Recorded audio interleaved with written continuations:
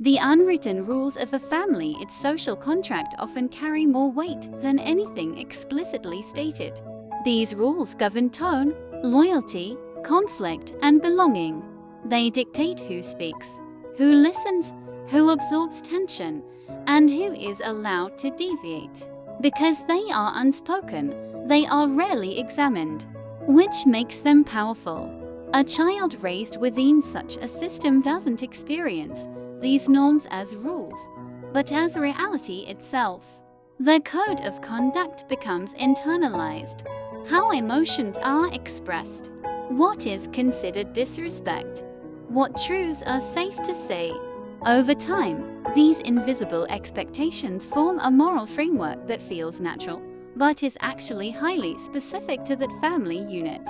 As individuals begin to differentiate themselves through education, relationships, or exposure to broader ideas, they often start constructing their own moral and social code. This process of individualization can create friction. What was once an unquestioned family value becomes subject to scrutiny. The individual may reject certain norms, for example, silence around conflict, rigid hierarchies, or enforced loyalty, replacing them with principles drawn from wider society or personal reflection. In doing so, they effectively exit the shared moral system of the family and create a parallel one. This divergence is often perceived by the group not as growth, but as betrayal, because it disrupts cohesion and challenges the legitimacy of the original structure. At a broader level, the real rules people live by are often those enforced by the surrounding society rather than the family.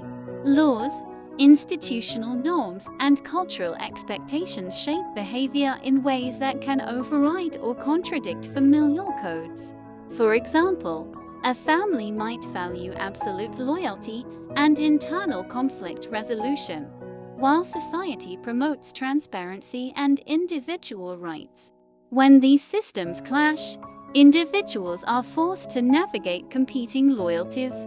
The authority of the family weakens as external systems become more influential, especially in modern, pluralistic societies where multiple value systems coexist. This shift becomes even more pronounced when education moves from the family to external institutions such as schools or religious organizations.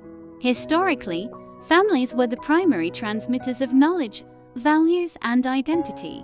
As this responsibility is outsourced, children are socialized into broader, more standardized frameworks. While this can increase opportunity and social integration, it often reduces the unique cohesion of the family unit.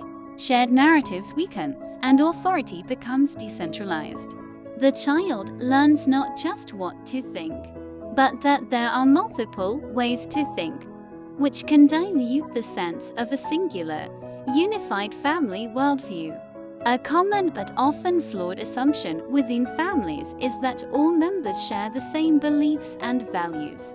This assumption persists because it maintains stability and avoids conflict.